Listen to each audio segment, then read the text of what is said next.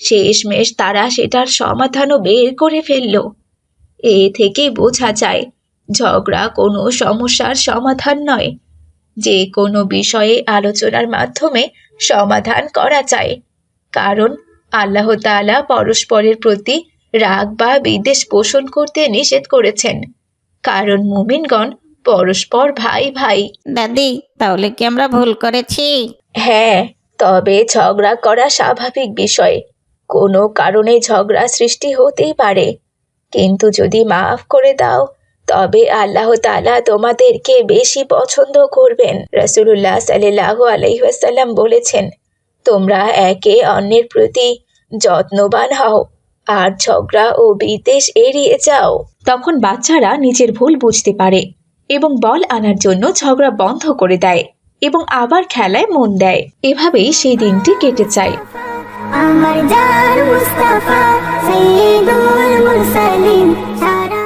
পরদিন বিকেলে আবার বাচ্চারা খেলতে আসে।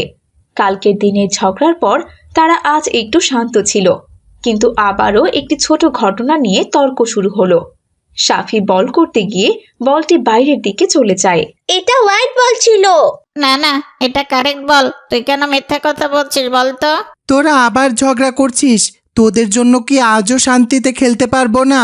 ওহ, তোমরা আবার কেন ঝগড়া শুরু করেছো? হ্যাঁ, এ সময় দাদি আবারও মাঠের পাশে এসে দাঁড়িয়ে শুনতে পায় তারা আবারও ঝগড়া করছে।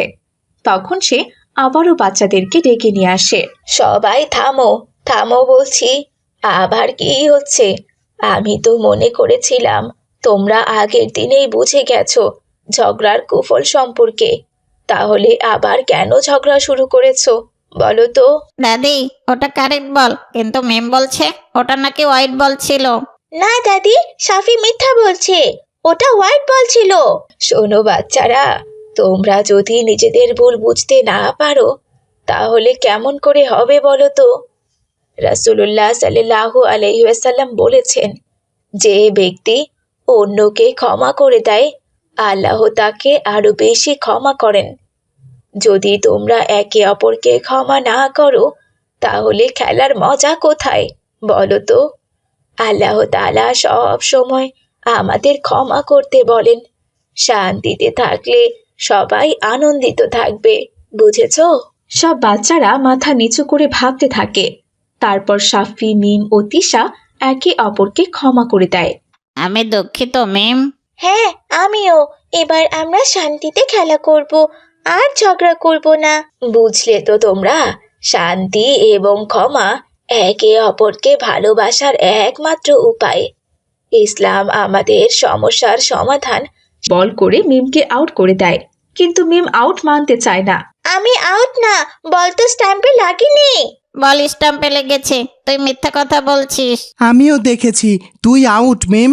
খেলার নিয়ম মানতে শিখ মিম। আমি আর খেলবই না তোমাদের সাথে, তোমরা সবাই মিলে আমাকে আউট করতে চাচ্ছ। তিশাও মিমের পক্ষ নেয়। আবার ঝগড়া শুরু হয়। দাদি আবারও বাইরে আসেন। আমি তো মনে করেছিলাম তোমরা এখন ভালো হয়ে যাবে, আবার শুরু করলে। দাদি, ওরা আমার আউট করা নিয়ে মিথ্যা কথা বলছে।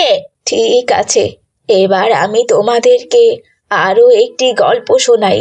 রাসূলুল্লাহ সাল্লাল্লাহু আলাইহি ওয়াসাল্লাম একবার বলেছিলেন, শক্তিশালী সেই ব্যক্তি নয় যে লড়াইয়ে জয়ী হয়, বরং সেই ব্যক্তি জয়ী যে রাগের সময় নিজেকে নিয়ন্ত্রণ করতে পারে। তোমরা যদি খেলায় সামান্য বিষয়ে রাগ করো তাহলে কি শক্তিশালী হওয়া সম্ভব বলো তো? এরপর বাচ্চারা চুপ হয়ে যায়।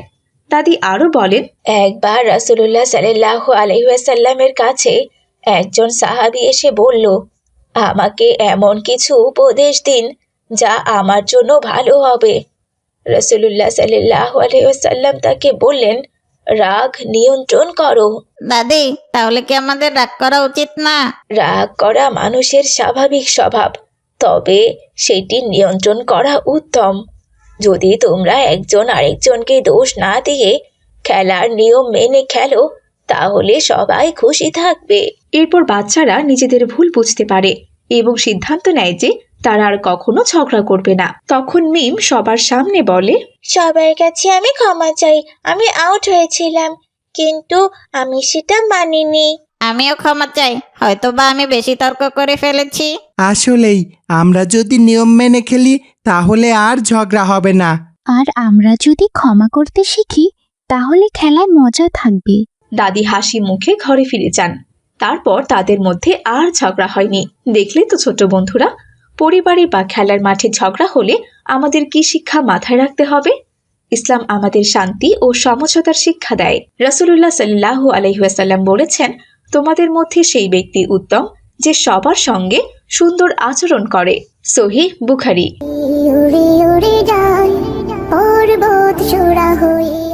তোমার কোথায় কষ্ট হচ্ছে মা? বলো বলো আমাকে। তুমি কথা বলছো না কেন মা? ও মা, তোমার কি বেশি শরীর খারাপ লাগছে? আয়শা, তোমাকে দেখে মনে হচ্ছে তুমি খুব বেশি অসুস্থ। আমি কি ডাক্তার নিয়ে আসবো? না না, তার কোনো প্রয়োজন নেই। এমনিতেই তোমার হাতের অবস্থা ভালো না। তুমি ডাক্তার নিয়ে আসলে তার টাকা কোথা থেকে জোগাড় করবে বলো? আমার হয়েছে মরণ রোগ। আল্লাহ তো পৃথিবী থেকে আমার রিজিকই তুলে নিয়েছেন। এবার হয়তো আমাকে চলে যেতে হবে। শোনো, আমি মরে গেলে তুমি আরেকটা বিয়ে করো, আর তাকে বলো সে যেন আমার মেয়েটাকে একটু দেখে রাখে। মা, তুমি এসব কি কথা বলছো? তোমার কিছুই হবে না মা। উপরওয়ালা সব কিছু ঠিক করে দেবেন।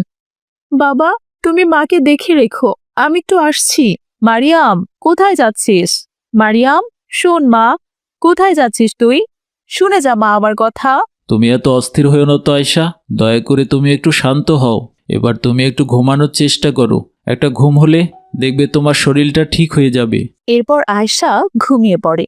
আর এদিকে মারিয়াম দৌড়ে ডক্টরের কাছে আসে, আর ডক্টরের হাতে পায়ে পড়ে তাকে ডেকে নিয়ে যায়। আরে আরে, এই মেয়ে, কে তুমি? তুমি হঠাৎ করে আমার পা ধরছো কেন? আমার নাম মারিয়াম। আমি শুনেছি আপনি অনেক ভালো একজন ডাক্তার। দয়া করে আপনি আমার সাথে আমাদের বাড়িতে আসুন। আমার মা যে খুব অসুস্থ, সে ঠিকমতো কথা বলতে পারছে না। আপনি দয়া করে আমার মাকে আমার কাছে ফিরিয়ে দিন। ঠিক আছে, ওঠো ওঠো। তুমি তো দেখছি তোমার মাকে খুব ভালোবাসো। এটা দেখে আমার খুব ভালো লাগছে।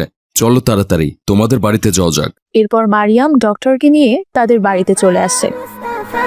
আমার জান মুস্তাফা সাইয়্যিদুল মুরসালিন সারা জগতের ডক্টর মারিয়ামের মাকে দেখে বলে, তোমার মায়ের শরীর তো খুবই দুর্বল, হয়তো খুব টেনশন করে আর ঠিকমতো খাওয়া দাওয়া করে না। তোমার মায়ের বেশি করে যত্ন আত্তি করতে হবে। প্রতিদিন সকালবেলা 2টো করে ডিম সিদ্ধ করে খাওয়াবে। ভালো ভালো খাবার আর ঔষধ খেলে তোমার মা একদম সুস্থ হয়ে যাবেন ইনশাল্লাহ। কিন্তু আঙ্কেল, আমার বাবার কাছে তো অত টাকা নেই। মায়ের ওষুধ কিনবে নাকি ডিম কিনবে, আর নাকি ভালো মন্দ খাবার কিনবে। দেখো মা, ওষুধ না খেলে তো ওষুধ ছাড়বে না। তুমি কোনো চিন্তা করো না, আমি ওষুধগুলো কিনে দিয়ে দিচ্ছি। তুমি আমার সাথে চলো। আর ভাই, আপনি আপনার স্ত্রীর একটু দেখাশোনা করুন। এরপর মারিয়াম ডক্টরের সাথে ঔষধের দোকানে যায়। মিশে যেতাম গভীর জলে, বুঝতো না তো কেউ। দেয় ডাক্তার আঙ্কেল ওষুধ কিনে দিয়েছেন। ঔষধগুলো খেলে আল্লাহ তাআলার রহমতে তুমি সুস্থ হয়ে যাবে। তোমাকে তো আবার অনেকক্ষণ থেকে কিছু খেতে দেওয়া হয়নি। ডাক্তার আঙ্কেল বলেছে তোমাকে 2টো করে ডিম খাওয়াতে। দাঁড়াও, আমি ডিমের ব্যবস্থা করছি। এইসব করে কোনো লাভ নেই রে মা, আমি হয়তো আর বাঁচবো না। যে টাকাগুলো তোরা আমাকে খাবার খাইয়ে নষ্ট করবি, সেই টাকাগুলো তোরা রেখে দে, পরবর্তীতে তোদের কাজে লাগবে। যা কয়টা টাকা নষ্ট করে জমিয়েছে লোকটা আমার ওষুধপাতি আর খাবারের পেছনে, সেগুলো খরচ হয়ে যাবে। আমি চাই না এটা। কি বলছো মা? মানুষ না থাকলে ওই টাকা দিয়ে কি করব মা? তাছাড়া ভালো খাবার দাবার আর ওষুধ না খেলে তুমি সুস্থ হবে কি করে? তোমার জন্য তো আমাকে এতটুকু কষ্ট করতেই হবে। এই বলে মারিয়াম মিলিদের বাড়িতে যায়। তুমি পর্দা করো পররে হিজাব, নইলে তোমার কবরে হবে ভয়ঙ্কর আযাব। চাচি, আপনাদের কাছে মুরগির ডিম হবে? থাকলে আমাকে 1 হালি দিন না, আমি কাল পরশুর মধ্যেই টাকা দিয়ে দেব। কেন রে মারিয়াম, ডিম দিয়ে তুই কি করবি? তোদের বাড়িতে কি কোনো মেহমান এসেছে? না চাচি, মেহমান আসেনি। আসলে মার শরীরটা খুব দুর্বল, সে বিছানা থেকে ওঠার শক্তি পাচ্ছে না। তাই ডাক্তার বলেছে মাকে ভালো মন্দ খাবার খাওয়াতে, আর প্রতিদিন 2টো করে ডিম খাওয়াতে। তাই আমি ভাবলাম তোমাদের বাড়ি থেকে 1 হালি ডিম নিয়ে যাই। কিন্তু এখন তো আমাদের বাড়িতে কোনো ডিম নেই রে মা। মারিয়াম, তুই এক কাজ কর, আমার এই মুরগি দুটো নিয়ে যা। এই মুরগিগুলোকে বিক্রি করার জন্য সকালবেলা ধরে রেখেছিলাম। রাত হলেও এরা ঘরে যায় না, সারা দিন রাত মানুষের বাড়িতে বাড়িতে থাকে, নয়তো গাছে গাছে থাকে। তাই ভাবলাম এগুলোকে বিক্রি করে দেব। কিন্তু তুই যখন বলছিস তোর মা অসুস্থ, তাহলে মুরগিগুলো তুই নিয়ে যা, জবাই করে তোর মাকে রান্না করে খেতে দিস। একবার তোর মা আমাকে দাওয়াত দিয়ে অনেক আপ্যায়ন করেছিল, তার মনটা অনেক ভালো। আল্লাহ তাআলা যেন তাকে দ্রুত সুস্থ করে দেন। জাজাকাল্লাহ খায়রা চাচি, তোমার এই উপকারের কথা আমার সারা জীবন মনে থাকবে। আল্লাহ তাআলা তোমাকে উত্তম বারাকা দান করুক চাচি। এ বলে মারিয়াম সেই মুরগি দুটো নিয়ে বাড়িতে চলে যায়। আজকে তো রান্না বান্না হয়ে গেছে, এই মুরগি দুটো বরং কালকে রান্না করে মাকে গরম গরম খেতে দেব। অমনি মুরগিগুলো ছাড়া পেয়ে মারিয়ামদের উঠানের গাছে উড়ে গিয়ে বসে পড়ে। ই আল্লাহ, এই মুরগিগুলো তো দেখছি গাছে উঠে বসে আছে, এবার এগুলোকে কি করে নামাই? হুস হুস, নাম, গাছ থেকে নাম তোরা। উফ, কি জ্বালায় পড়লাম রে বাবা। এরপর মারিয়াম পাশে থাকা একটা লাঠি দিয়ে মুরগিগুলোকে ভয় দেখাতে থাকে, কিন্তু তবুও মুরগিগুলো গাছ থেকে নামে না। অতপর মারিয়াম বিরক্ত হয়ে ঘরে চলে যায় আর মাগরিবের সালাত আদায় করে। এভাবে সেই দিনটি কেটে যায়।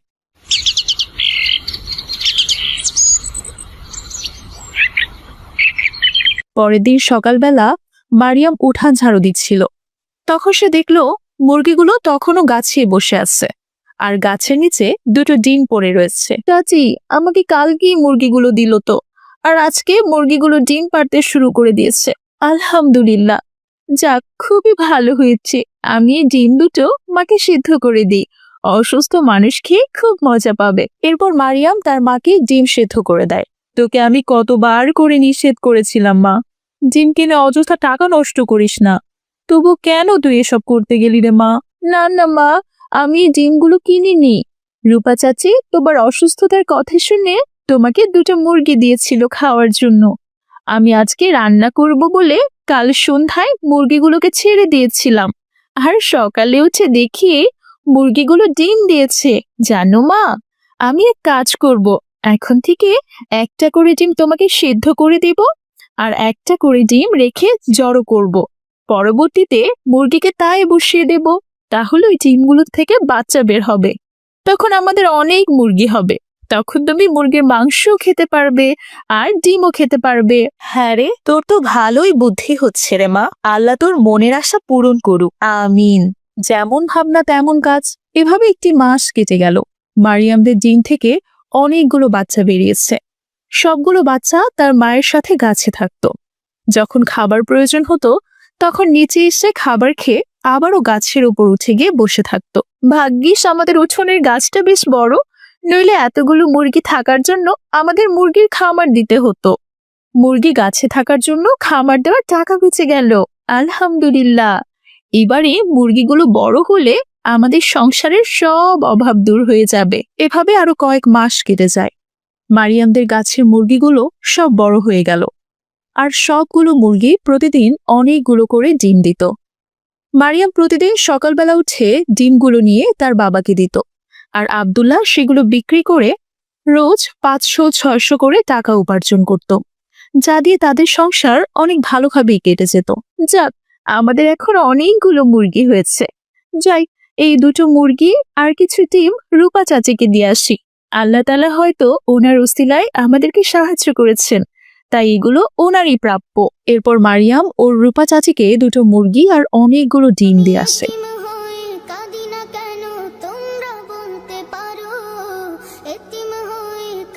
আর সব কথা তাকে খুলে বলে। সব শুনে রূপাও বেশ খুশি হয়। তুমি থাকবা কতদিন এই মিছে দুনিয়ায়, তুমি থাকবা কতদিন। আর এভাবে মারিয়ামদের অভাব দূর হয়ে যায়, আর মারিয়াম সবকিছুর জন্য আল্লাহ তাআলার কাছে শুকরিয়া আদায় করতে থাকে। তো দেখলে তো বন্ধুরা, আল্লাহ তাআলা কিভাবে মানুষকে তার রিজিকের ব্যবস্থা করে দেয়। তাই আমাদের রিজিক নিয়ে ভাবতে হবে না, আল্লাহ তাআলা কোনো না কোনো উপায়ে আমাদের রিজিকের ঠিকই ব্যবস্থা করে দেবেন। আমাদের সব সময় আল্লাহ তাআলার উপর ভরসা রাখতে হবে আর তার শুকরিয়া আদায় করতে হবে, তাহলে আমরা দুনিয়াতেও ভালো থাকতে পারবো আর আখিরাতেও। আজ তাহলে এখানেই বিদায় নিচ্ছি। ছোট্ট বন্ধুরা ভালো থেকো। আসসালামু আলাইকুম রহমতুল্লাহ। গ্রামের একটা ছোট্ট বাড়িতে ৮ বছরের মেয়ে জান্নাতুল থাকে। মাদ্রাসা থেকে ফিরে এলে তার মা পড়াশোনা নিয়ে তাকে জিজ্ঞেস করে, আর জান্নাতুল প্রতিদিন মিথ্যা কথা বলে। এই অভ্যাস দিনে দিনে ওর আরো বেড়ে যায়। মা জান্নাতুল, আজ মাদ্রাসায় তুমি কি শিখলে? জানো মা, ওস্তাদজি আমার খুব প্রশংসা করেছে। আমি ক্লাসে প্রতিদিন সবার আগে পড়াই শেষ করি, তাই ওস্তাদজি আমাকে সব থেকে বেশি ভালোবাসে। জান্নাতুল তার মাকে আজও মিথ্যা কথা বলেছে। আসলে সে তার ক্লাসে কোনোদিন পড়া ঠিক মতো দিতেই পারে না এবং শাস্তিও পেয়েছে আজ। কিন্তু ওর মা কিছু না বলে ওকে আরো বেশি করে আদর করে। আলহামদুলিল্লাহ, আমার মেয়ে তো পড়াশোনায় খুব ভালো করছে। আমি অনেক খুশি হয়েছি মা। আরে বাহ, মিথ্যা কথা বলা কত সহজ কাজ। ভালোই হলো মা কিছু বুঝতে পারলো না, মাঝখান থেকে শুধু আমি আদর পেয়ে গেলাম। এরপর বিকেলে জান্নাতুল খেলার মাঠে যায়। সেখানে বন্ধুদের সঙ্গে খেলতে গিয়ে আবারও মিথ্যা কথা বলে। মিশে যেতাম গভীর জলে, বুঝতো না জান্নাতুল, তুই কি আজকে বাংলাদেশের ক্রিকেটের খবর জানিস? হ্যাঁ, আমি বাংলাদেশের পুরো ম্যাচ দেখেছি টিভিতে। বাংলাদেশ দুর্দান্তভাবে জিতেছে। বন্ধুরা তার কথা বিশ্বাস করে নেয়।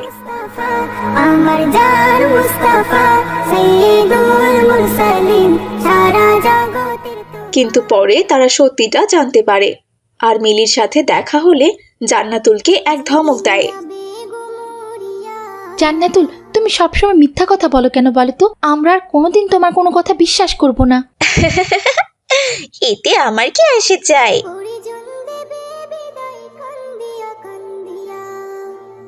কয়েকদিন পর মাদ্রাসায় ওস্তাদজি একটি হাদিস শেখান। তিনি বলেন, রাসূল সাল্লাল্লাহু আলাইহি সাল্লাম বলেছেন, তোমরা অবশ্যই মিথ্যা কথা বলা থেকে বিরত থাকো, কেননা মিথ্যা মানুষকে পাপের দিকে নিয়ে যায়, আর পাপ মানুষকে নিয়ে যায় জাহান্নামের দিকে। ওস্তাদজির কথা সব ছাত্রছাত্রী গভীর মনোযোগ দিয়ে শুনেছে, কিন্তু জান্নাতুল মনে মনে ভাবে যে এসব কথা তার জন্য গুরুত্বপূর্ণ নয়। এজন্য তার কোনো মন নেই। আনমনে সে এদিক ওদিক তাকাতে থাকে। তারপর তার ওস্তাদজি চলে গেলে মিলি বলে, এই জানো তোমরা, গতকাল আমি এক ভয়ঙ্কর দানব দেখেছি। ও আমাকে ধরতে এসেছিল, কিন্তু আমি চালাক হওয়ায় এক দৌড়ে পালিয়ে গেছি। সত্যি বলছিস জান্নাতুল? তুই এত সাহসী? কেন, তোমাদের বিশ্বাস হচ্ছে না? বিশ্বাস না করলে আমার কোনো কিছুই করার নেই, তবে এটাই সত্যি। এভাবেই সে সবাইকে একটার পর একটা মিথ্যা কথা বলতে থাকে। সবাই তার এমন আজব আজব মিথ্যা কথা শুনে বিরক্ত হয়ে যায় এবং তাদের উস্তাদকে জানিয়ে দেয়।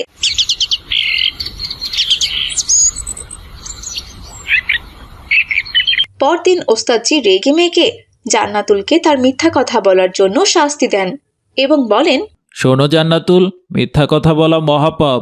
এটি আল্লাহর কাছে অত্যন্ত অপছন্দনীয় শব্দ। তুমি কি জানো, কিয়ামতের দিন মিথ্যাবাদীদের জন্য কঠিন শাস্তি অপেক্ষা করছে? উস্তাদজির কথায় জান্নাতুল ভীষণ ভয় পায়, কিন্তু সে তার অভ্যাস ছাড়তে পারে না। জান্নাতুল অনেকবার তার মিথ্যা কথা বলার অভ্যাস ত্যাগ করতে চাইলেও পুরোপুরি বদলাতে পারে না। একদিন বিকালে তার মা তাকে দোকান থেকে দুধ আনতে বলে। মা জান্নাতুল, আমাকে একটু দোকান থেকে দুধ এনে দে মা। হ্যাঁ মা, আমি এক্ষুনি এনে দিচ্ছি, তুমি আমাকে টাকা দাও। এই নাও মা টাকা, সাবধানে যেও আর তাড়াতাড়ি ফিরে এসো। এরপর জান্নাতুল টাকা নিয়ে দুধ আনতে চলে গেল। পথিমধ্যে জান্নাতুল দেখলো তার বন্ধুরা খেলা করছে। ওদের দেখে জান্নাতুল দুধ কেনার কথা ভুলে যায় আর খেলা করতে শুরু